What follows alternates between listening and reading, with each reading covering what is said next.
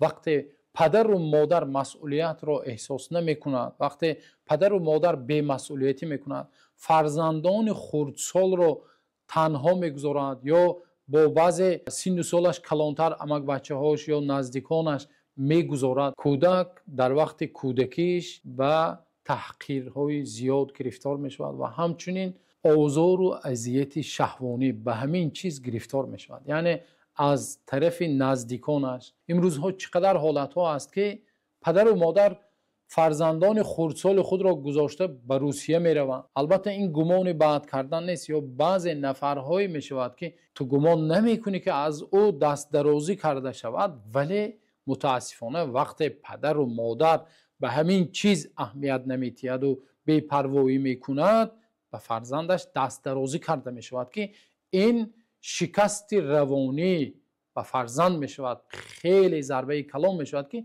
در آینده فرزند به عادتها و به همین کارهایی که عموما به زیان خودش به ضرر خودش است چی می کند؟ سبب گرفتار شویش می شود. فرزند همیشه تا سن بلاغت رسیدن در زیر حمایه پدر و مادر خودش باید باشد.